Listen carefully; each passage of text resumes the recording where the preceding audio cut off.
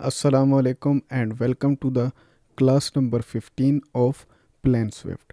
तो आज की वीडियो में हम करेंगे कि कैसे हम स्लैब की जो कंक्रीट क्वांटिटी है एंड फॉर्म वर्क है उसको कैलकुलेट। ठीक है, तो पिछली वीडियो की अगर मैं बात करूं तो अपनी पिछली वीडियो में हमने कॉलम को देखा था।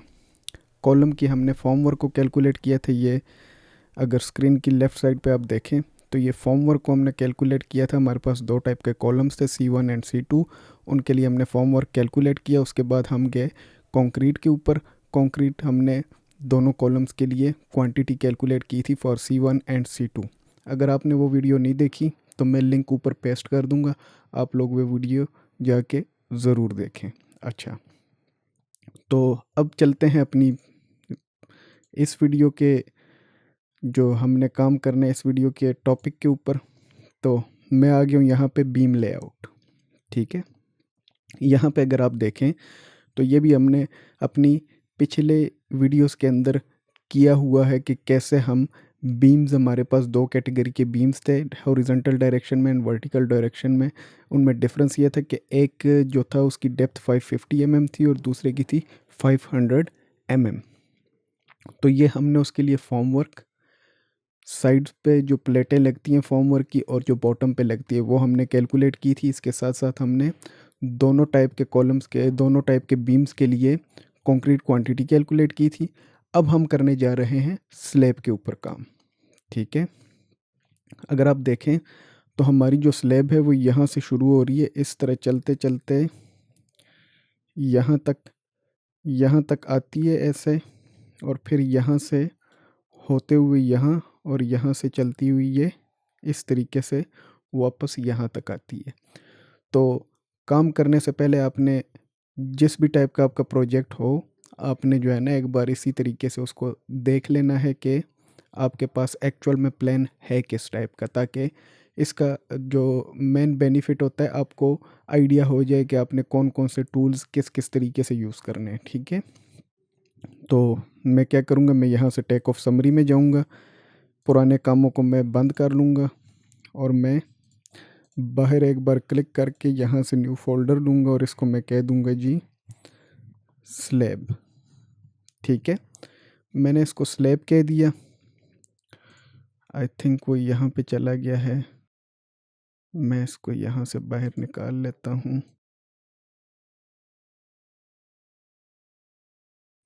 ये यहाँ पे बाहर आ चुका है। ठीक है, और मैं अब इसको ड्रैग करके यहाँ पे ले आता हूँ। ये आ चुका है। अब इसी के अंदर मैंने दो फोल्डर्स बनाने हैं, one for form work and इसी को सेलेक्ट रखते हुए मैं कर लेता हूँ कंक्रीट। ठीक है, हमारे जो दो मेन ऑब्जेक्टिव हैं वो फॉर्म वर्क है और कंक्रीट है। ठीक हो गया। सबसे पहले चलते हैं हम अपने मुश्किल वाले काम की तरफ। मुश्किल इस सेंस में कि इसमें हमें थोड़ी सी एफर्ट ज़्यादा करनी पड़ेगी। तो जो form work in case of slab होता है वो एक हमारे पास बॉटम पे प्लेट आएगी, मींस बीम के अंदर अंदर एक प्लेट लगेगी, और एक जो स्लैब होता है उसके पेरीमीटर के ऊपर प्लेट लगती है according to the thickness of the slab. जितनी स्लैब की थिकनेस होगी उतनी ही हाइट की हमारे पास एक प्लेट लगती है। वो लगती है जो स्लैब की पेरीमीटर होती है, मींस स्लैब की बाउंड्री के ऊपर लगती है। और दूसरी जो प्लेट होती है वो बीम के अंदर अंदर लगती है हमारे पास, या कोई भी सपोर्ट है जिसके ऊपर स्लैब है तो उसके अंदर अंदर लगती है। जैसे कि अभी मैं मार्क करते हुए आपको बता भी देता हूँ। बॉटम के लिए हम जाएंगे सिंपल वाले एरिया पे। ठीक है, तो मैं इसको कह देता हूँ जी slab BT। BT means bottom और प्लेट, स्लैब बॉटम प्लेट। यहाँ से राइट फोल्डर सेलेक्ट करना है स्लैब फॉर्म वर्क, और यहाँ से आपने इसको कर देना है ओके। जैसे आपने ओके किया, अब ये देखें यहाँ से आपने स्नैप के ऑप्शन को ऑन कर लेना है, क्योंकि ऑलरेडी हमारे पास जो मार्किंग हुई है हमारी हमारे प्लान के ऊपर, तो उससे हम हेल्प लेंगे ताकि वो हमारा काम थोड़ा सा आसान करे। देखिए यहाँ पे स्नैपिंग हो रही है, मैं यहाँ से ये देख रहे हैं अभी ये लाइन सेलेक्टेड है, तो मैं इसको कर स्टॉप करके मैं दोबारा इसको एक्टिव करता हूँ और यहाँ से मैं क्या करूँगा, मैं यहाँ से जाके इसको बॉक्स कर लेता हूँ। बॉक्स इसलिए क्योंकि मेरे पास जितनी भी शेप्स हैं वो ज़्यादातर या तो स्क्वायर हैं या रेक्टेंगल है। ठीक है,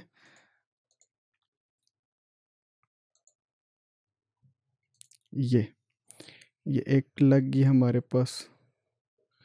दूसरी स्नैपिंग जब आप ऑन करते हैं आपको फील होगा जिस तरीके से मैग्नेट कैच नहीं करता उस तरीके से ये काम करता है। ठीक है, ये अब हम स्लैब की बॉटम प्लेट्स को लगा रहे हैं।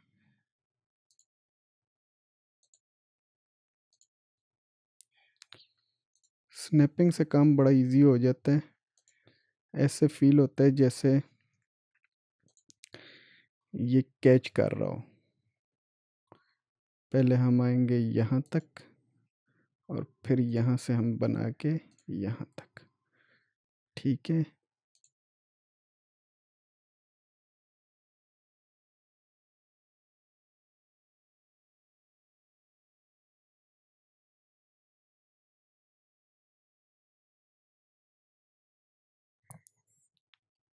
ये जाएगा यहाँ से स्टार्ट होके ये लाइन आपको नज़र आ रही है यहाँ तक, और यहाँ से शुरू होगा और यहाँ तक। ठीक है, ये हमारे पास स्लैब की जो बॉटम प्लेट्स हैं वो लग चुकी हैं। अब हमने लगानी है इसकी पेरीमीटर के ऊपर, जो मैंने आपको बताया थिकनेस के हिसाब से हम उतनी हाइट की ही एक प्लेट इसकी स्लैब की पेरीमीटर पे या बाउंड्री पे लगाते हैं ताकि कंक्रीट स्पिल आउट ना हो, नीचे ना गिरे ड्यूरिंग पोरिंग। तो उसके लिए मैं जाऊंगा लीनियर पे। लीनियर में मैं जाऊंगा वॉल एरिया या मैट्रिक वॉल एरिया। अब मैं काफ़ी बार बता चुका हूँ इन चीज़ों के बारे में, तो अब जो है ना आपने सिर्फ मैं आपको इतना ही कहूँगा कि इसमें फ़र्क सिर्फ ये होता है कि आप लोगों ने जब टूल यूज़ करते हैं तो आप लोगों ने जो डिफरेंस आता है इनमें ज़्यादातर वो जो यूनिट्स हैं उससे ही आपको ज़ाहिर हो जाता है। अब ये मैट्रिक वॉल एरिया से मुझे यहाँ पता चल रहा है कि ये क्या लेगा, पेरीमीटर लेगा और उसकी थिकनेस लेगा। ठीक है, तो हमारे पास जो क्वांटिटी आएगी या जो आउटपुट आएगा वो स्क्वायर में आएगा। तो हम ऐसे क्यों करते हैं ये अपनी मैं पिछली वीडियो में बता चुका हूँ। अगर आप यहाँ पे जंप करके आए हैं तो मैं आपको सजेस्ट करूँगा कि आप पहले पुरानी वीडियोस देख लें ताकि आपको ये चीज़ें क्लियर हो जाएं। और मैंने काफ़ी बार बहुत बार बताया है, मज़ीद इस पर हम टाइम वेस्ट नहीं करेंगे। तो मैं यहाँ इसे क्या कह देता हूँ जी, slab S D side plate thickness. ये अब देखिएगा जब आप वैल्यू पुट करेंगे ना कोई भी नंबर, तो वो आपने ध्यान रखना है कि वो किस यूनिट में मांग रहा है। अब ये जो है वॉल हाइट, ये जो मुझसे मांग रहा है हम इसे प्लेट हाइट ही समझेंगे। ये कह रहे हैं वॉल हाइट इन मीटर्स, तो ये आपने बड़े ध्यान से देखना है।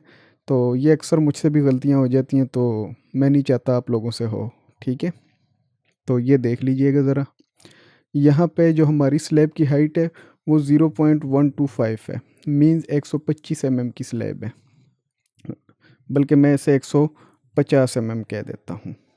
ठीक है, तो मैं 0.150 इसलिए पुट कर रहा हूँ क्योंकि ये इनपुट यूनिट जो ले रहा है वो मीटर्स में, अगर में होती तो फिर मैं 150 पुट करता। Okay, right folder, make sure right folder selected है। अब हम क्या करेंगे, थोड़ा सा हम यहाँ पे जूम करेंगे, यहाँ तक आएगी हमारी स्लैब, यहाँ से यहाँ।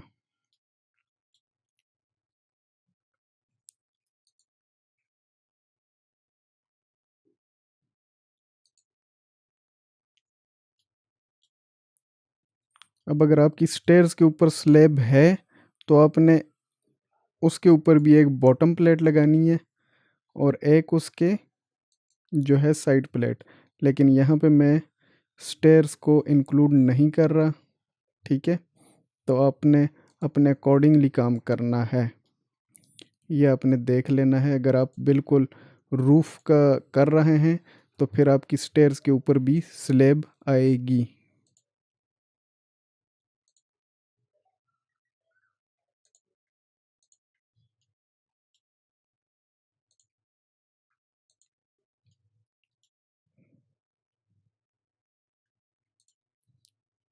Right click and stop. तो अब आप लेफ़्ट साइड पे देखिए, मैंने आपको क्या कहा था, एक बॉटम पे प्लेट आती है और एक साइड पे आती है फॉर्म वर्क के लिए स्लैब के केस में। तो हमारे पास जो स्लैब बॉटम प्लेट है उसका जो एरिया है वो 121.95 मीन्स 121.95 स्क्वायर मीटर।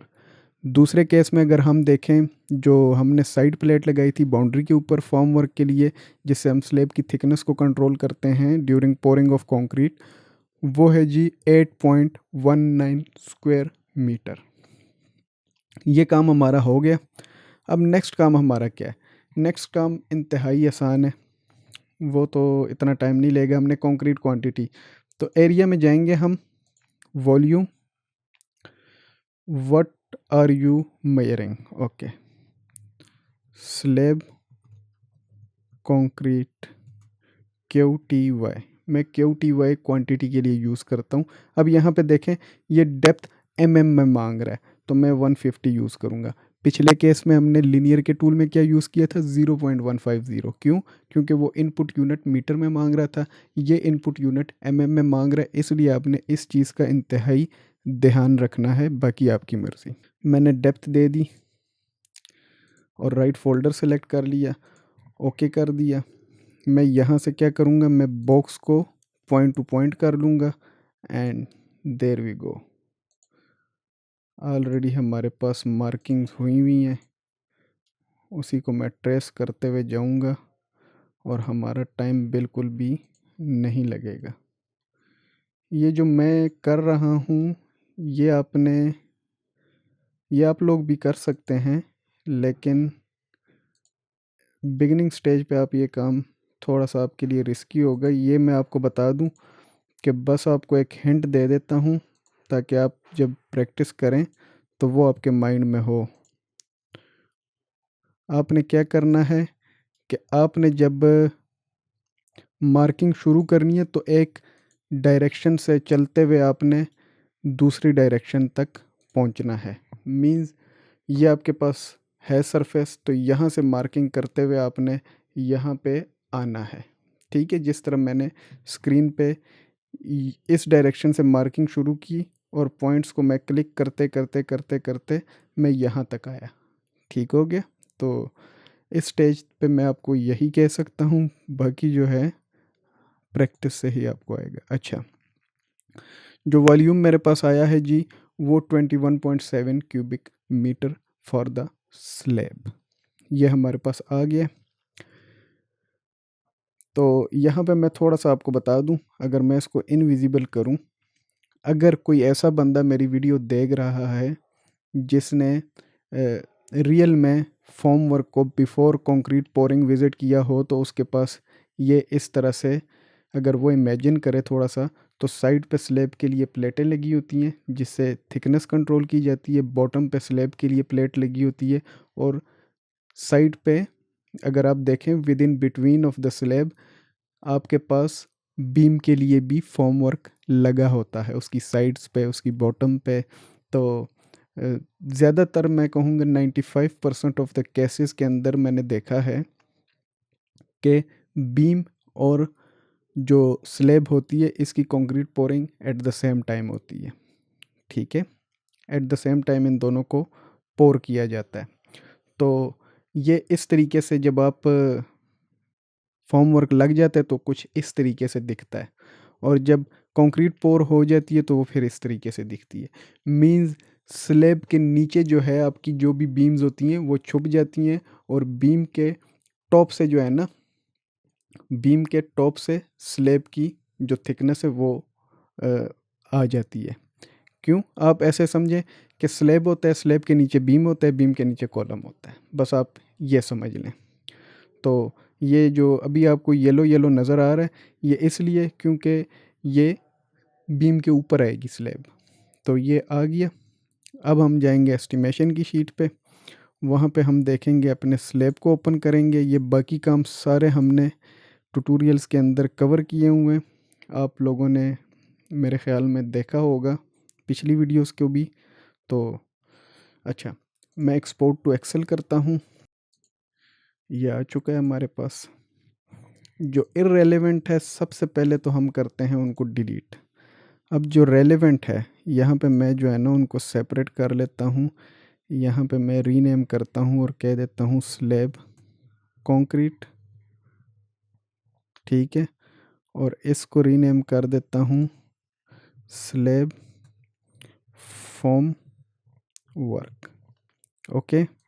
अब जो स्लैब कंक्रीट है उसको तो मैं यहाँ से उठा के यहाँ एक रो छोड़ के यहाँ पे पेस्ट कर दूँगा। अब चलते हैं हम अपने पुराने काम की तरफ। तो ये जो इररेलेवेंट है, जो हमें इस सिनेरियो में कम से कम नहीं चाहिए, उनको हम कर देते हैं डिलीट। यहाँ से मैं इनको कट करके यहाँ पे पेस्ट कर लेता हूँ। इसको मैं सीरियल नंबर कह देता हूँ। एक और दो क्वांटिटीज़ हैं हमारी, ठीक है। अब अगर हम देखें, इसको हम डबल क्लिक कर लेते हैं, इसको भी डबल क्लिक कर लेते हैं ताकि जो है जितनी रिक्वायर्ड स्पेस है वो इतना ही कंज्यूम करें। ये हमारे पास यूनिट्स आ गए। डेप्थ हमें नहीं चाहिए।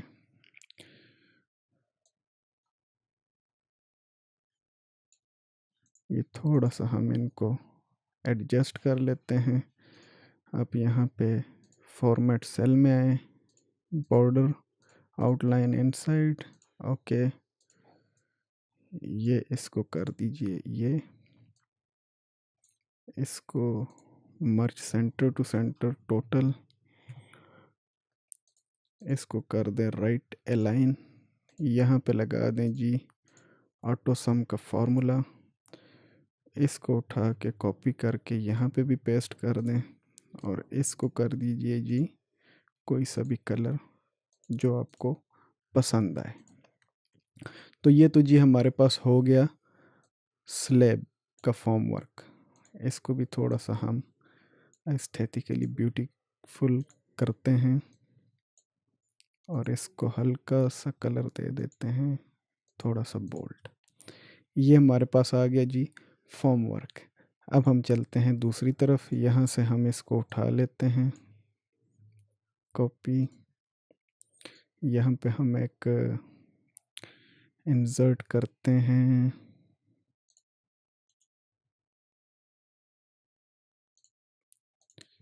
पेस्ट कर दिया।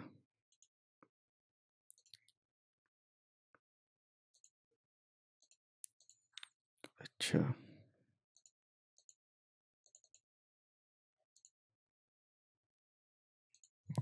इसको कर देते हैं हम डिलीट। ये एक ही क्वांटिटी है, इसको मैं यहाँ से उठा के इधर ले आता हूँ, इसको भी उठा के हम इधर ले आते हैं और ये क्वांटिटी हमारे पास एक ही है।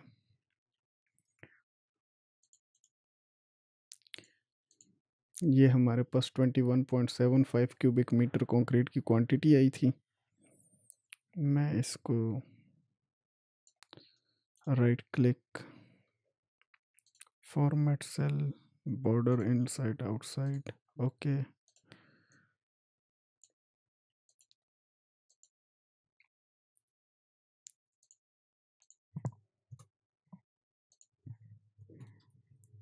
टोटल राइट अलाइन,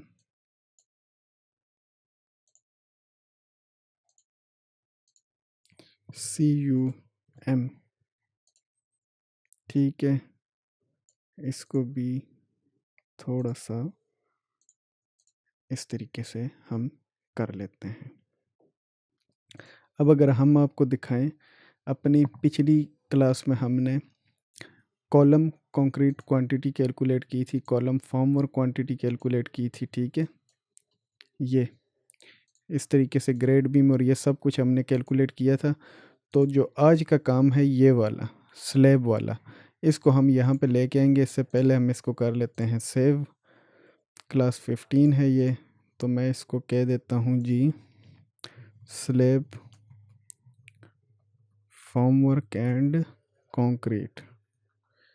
ठीक है, ये सेव हो गया। अब मैं यहाँ पे आके इसको जिस जगह आपने मूव करना है जिस शीट में, उसको आपने ओपन कर लेना है। जैसे कि ये मेरे पास ओपन है एस्टिमेशन शीट फॉर प्रैक्टिस, ये आपको नज़र आ रही है।